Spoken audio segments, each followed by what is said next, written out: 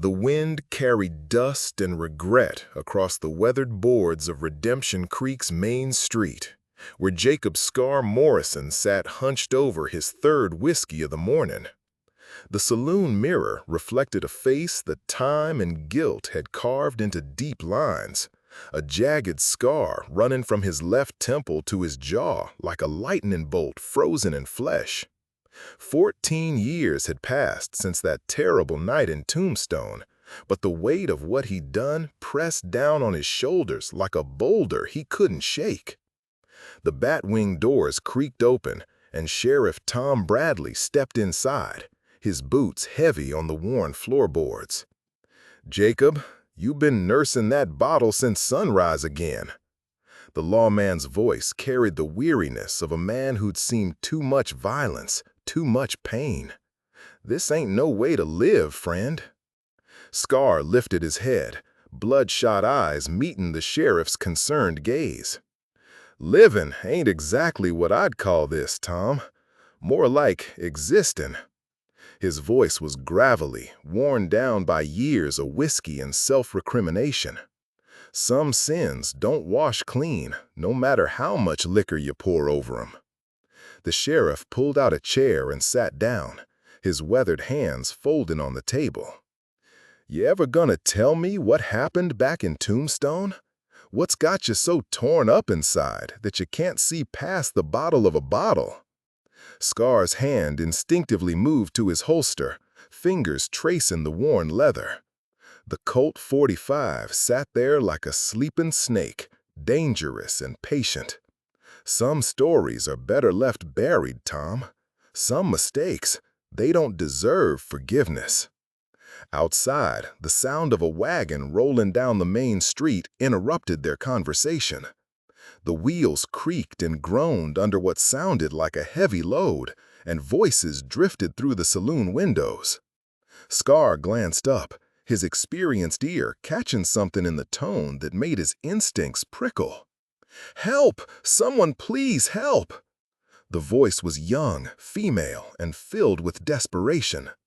Both men rose immediately, their conversation forgotten as they rushed toward the doors. A covered wagon sat in the middle of the street, its canvas top torn and blood-stained. The driver, a bearded man in his 50s, slumped over the reins with an arrow protruding from his shoulder. Beside him, a young woman in a simple blue dress clutched the reins with white knuckles, her face streaked with tears and dust.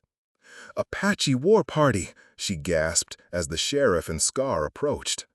"They hit our homestead 3 days ago. Pa's been shot, and I don't know what to do." Her voice broke, and she looked between the two men with eyes that held too much pain for someone who couldn't be more than 20. Sheriff Bradley immediately took charge, calling for the doctor and organizing help to get the wounded man to safety.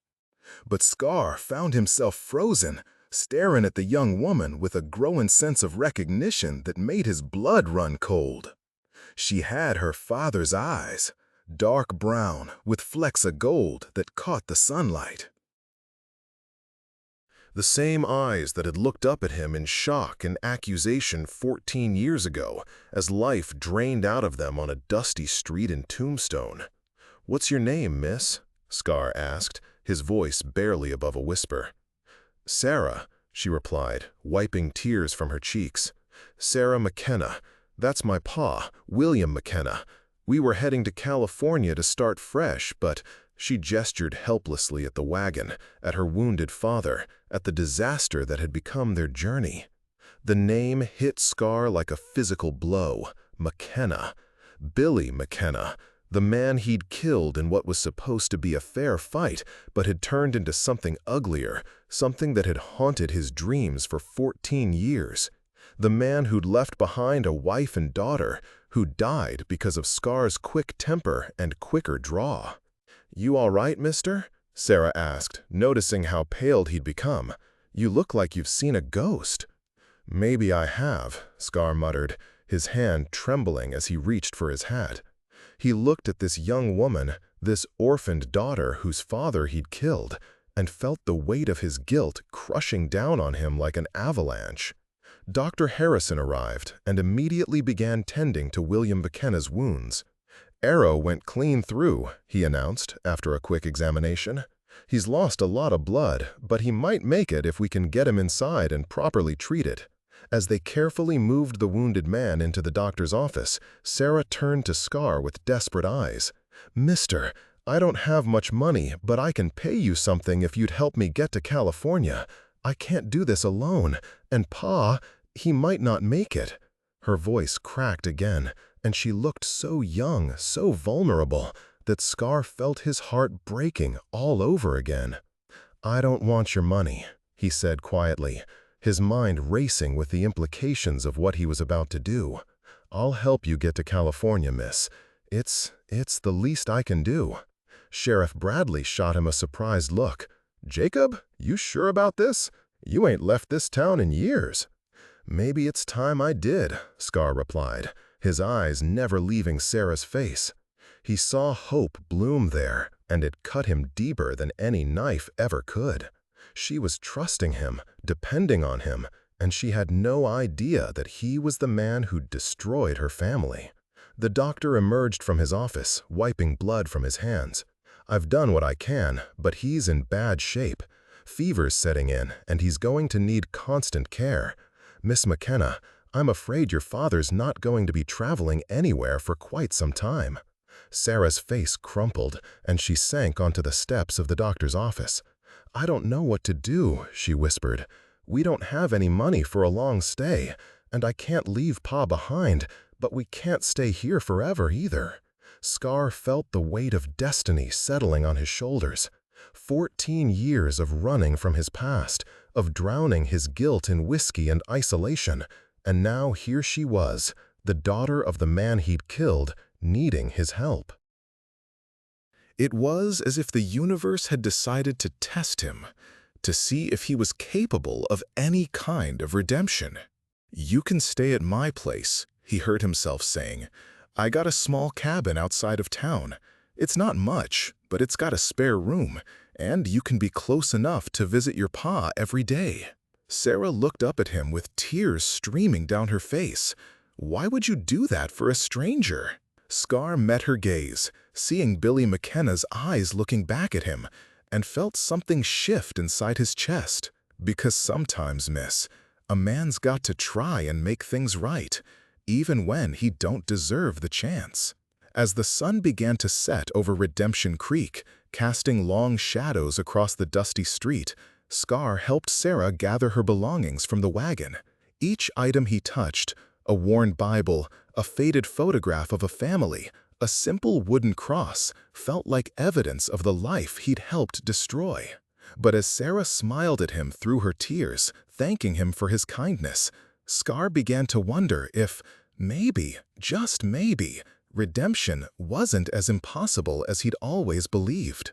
3 weeks passed like a slow-moving storm, each day bringing new challenges and revelations that tested Scar's resolve. Sarah had settled into his cabin with a quiet dignity that reminded him painfully of her father, and every morning she'd walk into town to sit by William McKenna's bedside, reading to him from her worn Bible or simply holding his hand as he drifted in and out of consciousness. "The fever broke last night," Dr. Harrison announced one morning as Sarah emerged from his office, her face brighter than it had been in weeks. "Your father's going to pull through, Miss McKenna. It'll be a long recovery, but he's a tough old bird." Scar watched from across the street as Sarah wiped tears of relief from her eyes. He'd taken to following her at a distance, making sure she was safe during her daily walks to town. It was a small penance for the enormous debt he owed, but it was all he knew how to do. "You're watching her again," Sheriff Bradley observed, stepping up beside him. "Jacob, I've known you for 7 years, and I ain't never seen you take such an interest in anyone. What's got you so concerned about this particular young lady?" Scar shifted uncomfortably, his hand moving to his gun belt. "Just making sure she's safe, Tom. This town ain't exactly paradise for a woman alone." "She ain't alone, though, is she? She's got you looking out for her." The sheriff's eyes were shrewd, studying Scar's face. "You want to tell me what's really going on here?" Before Scar could answer, Sarah crossed the street toward them, her step lighter than it had been in weeks. "Mr. Morrison, Sheriff Bradley," she greeted them with a genuine smile. "Pa's asking for some of that awful coffee from the saloon. He says it's the only thing strong enough to wake up his insides properly." "That's a good sign," the sheriff laughed. "When a man starts complaining about the coffee, he's on the mend for sure." Scar watched from across the street as Sarah wiped tears of relief from her eyes. He'd taken to following her at a distance, making sure she was safe during her daily walks to town. It was a small penance for the enormous debt he owed, but it was all he knew how to do. "You're watching her again," Sheriff Bradley observed, stepping up beside him. "Jacob, I've known you for 7 years, and I ain't never seen you take such an interest in anyone.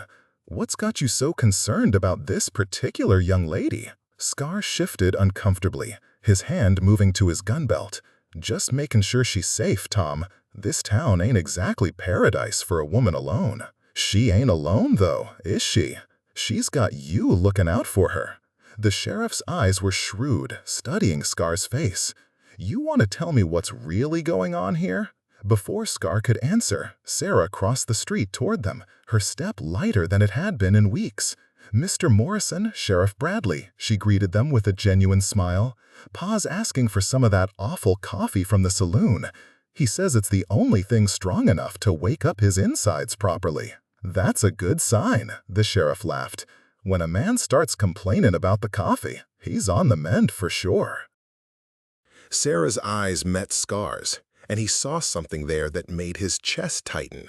Gratitude, yes, but also something deeper. Trust, affection. The kind of look a woman gives a man when she's starting to see him as more than just a helpful stranger. "I'll get him some coffee," Scar said quickly, turning toward the saloon. "And maybe some of Martha's beef stew. Man needs real food to get his strength back." As he walked away, he heard Sarah ask the sheriff, "Has Mr. Morrison always been so thoughtful? He's been nothing but kind to me, but he seems to carry such sadness, like he's carrying the weight of the world on his shoulders." Scar's steps faltered, but he kept walking, not wanting to hear the sheriff's response. The truth was becoming harder to bear with each passing day. Sarah's kindness, her growing trust in him, made his deception feel like a knife twisting in his gut. That evening, as they sat on the porch of his cabin watching the sunset paint the sky in shades of gold and crimson, Sarah broke the comfortable silence that had settled between them. "Mr. Morrison, can I ask you something personal?" Scar tensed, his coffee cup freezing halfway to his lips. "Depends on what you want to know." "That scar on your face, how did you get it?" His hand moved instinctively to trace the jagged line. "Bar fight in Tombstone, about 14 years ago. Man came at me with a broken bottle." It was a lie, but not entirely. The scar had come from Tombstone, but not from a bar fight. Billy McKenna had managed to get one shot off before Scar's bullet found its mark, and the bullet had creased his face, leaving the permanent reminder of that terrible night. "Tombstone," Sarah repeated softly. "Pa used to talk about Tombstone. Said he had some bad memories from there." Scar's blood turned to ice. "Your father was in Tombstone. Years ago, before I was born. He never liked talking about it much, but I know something happened there that changed him. Ma said he came home different after that trip. Quieter, more careful. Like he'd learned something about the world that he wished he could forget." The truth was so close to the surface now that Scar could barely breathe. Sarah was looking at him with those eyes, her father's eyes, and he felt like the worst kind of fraud. Here she was opening up to him, trusting him with her family's history, and he was sitting there knowing exactly what had happened to her father in Tombstone. "Sarah," he began, his voice rough with emotion, "there's something I need to tell you." "Riders coming in fast!" The shout came from the direction of town, followed by the thunder of hoofbeats. Both of them jumped to their feet, squinting into the gathering dusk. 3 men on horseback were racing toward Redemption Creek, their horses lathered and exhausted.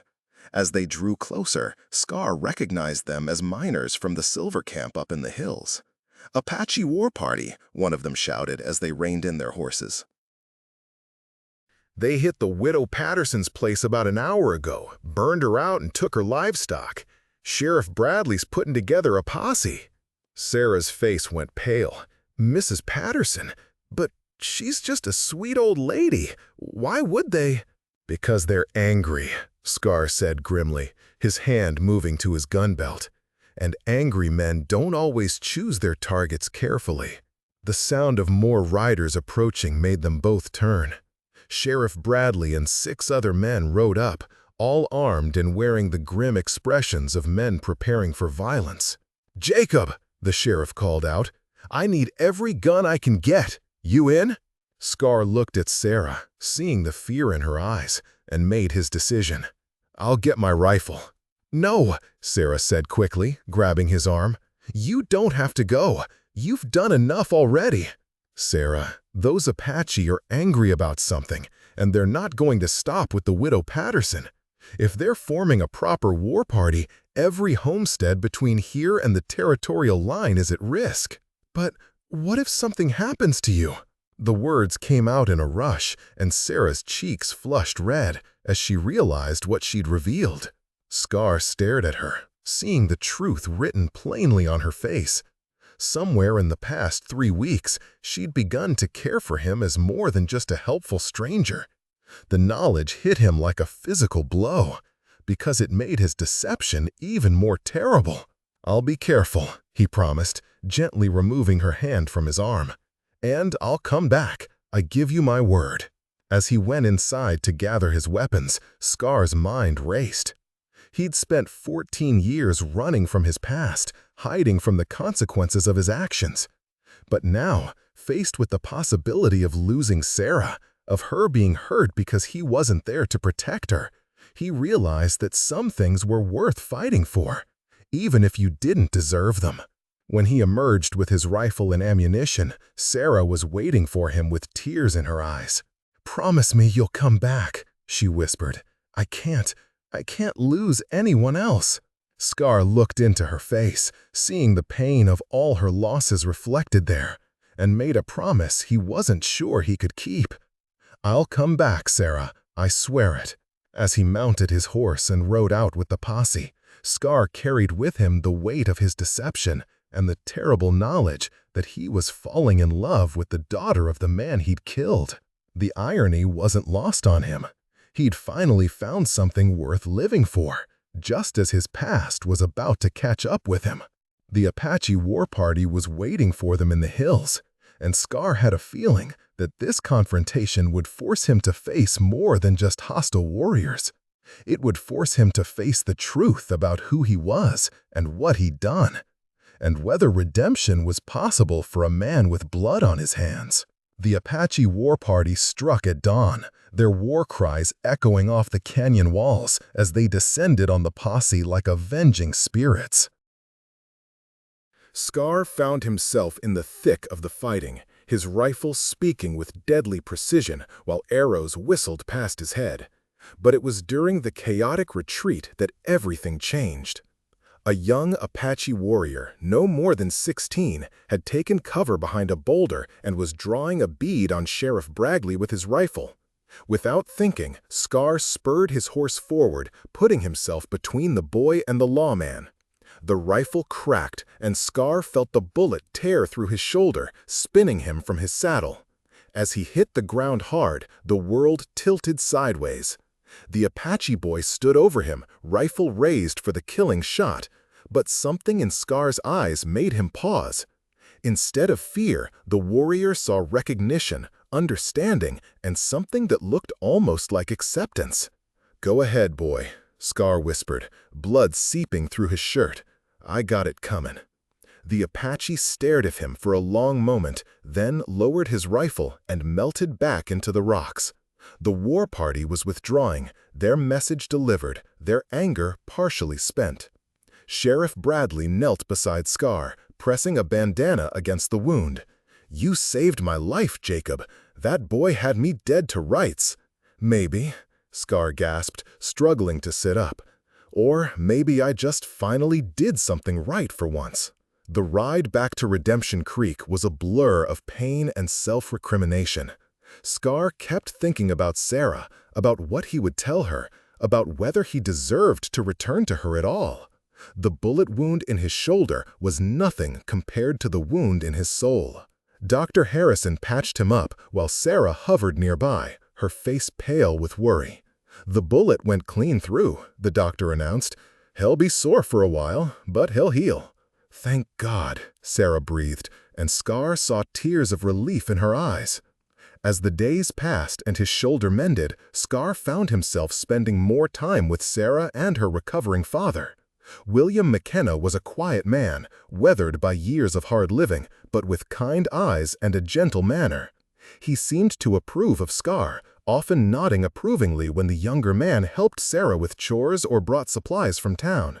But the weight of his secret was becoming unbearable. Every kindness Sarah showed him, every grateful smile from her father, felt like another stone added to the mountain of guilt he carried. The breaking point came on a warm evening in late summer.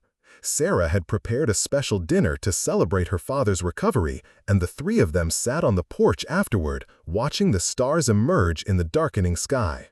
"Mr. Morrison," William McKenna said quietly, "I want to thank you for everything you've done for my daughter, for both of us. Sarah tells me you've been like a guardian angel." Scar's throat tightened.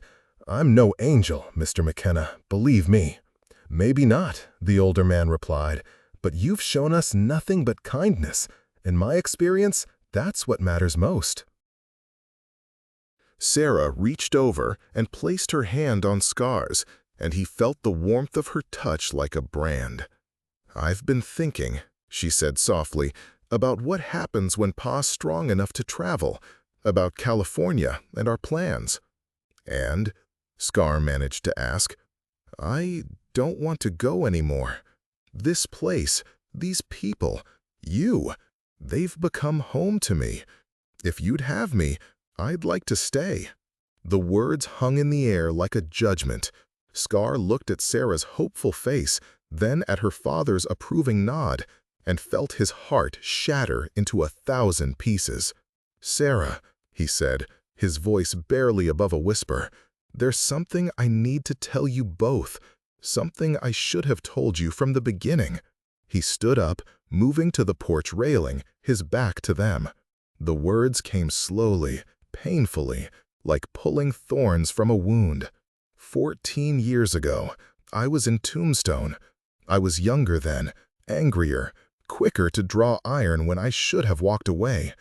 There was a man there, a good man by all accounts, who got caught up in something that wasn't his fight. Sarah's hand moved to her throat, and Scar could feel her staring at him. "What happened?"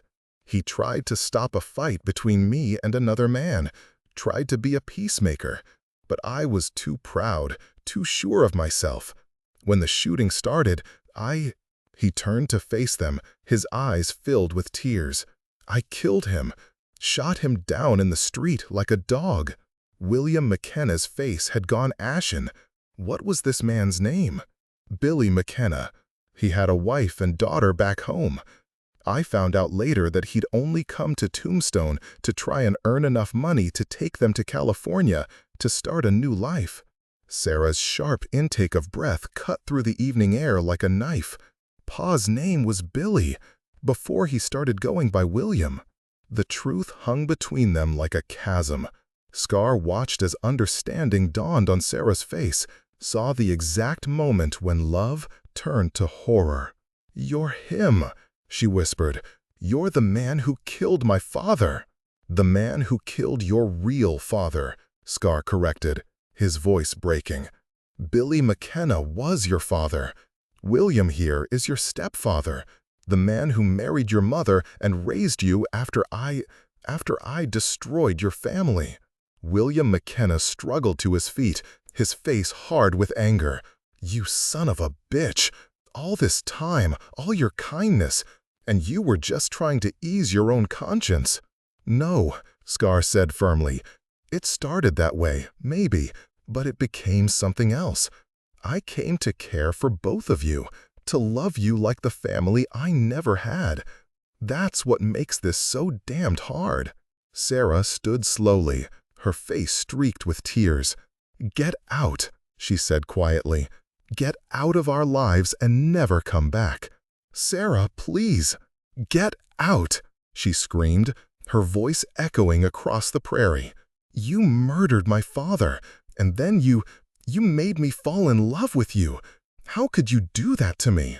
Scar's shoulders sagged in defeat. "I'm sorry. I'm so damned sorry. If I could take it back, if I could trade places with him, I would." "But you can't," Sarah said, her voice cold as winter. "You can't bring him back, and you can't undo what you've done. To me, to our family, to yourself." As Scar mounted his horse and rode away from the cabin, he heard Sarah collapse into sobs behind him. The sound followed him into the darkness, a reminder of the pain he'd caused and the love he'd lost. But as he reached the edge of town, he found Sheriff Bradley waiting for him. "Heard the shouting," the lawman said quietly. "Figured you might need someone to talk to." "Nothing to talk about, Tom. I finally told the truth, and it cost me everything." "Maybe," the sheriff replied, "or maybe it was the first step toward actually earning something worth having." Scar looked back toward the cabin, where a single light burned in the window. "She'll never forgive me. Maybe not today.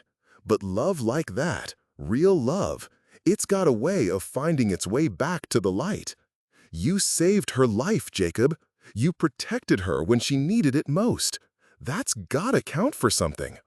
As the two men rode toward town, Scar carried with him the terrible knowledge that he'd finally found redemption, only to lose it again. But for the first time in 14 years, he also carried something else, the understanding that some things were worth fighting for, even if you didn't deserve them. The scar on his face would always remind him of that night in Tombstone, but now it also reminded him of the possibility of forgiveness, of love, and of the chance, however slim, that even the most broken souls might find their way back to grace.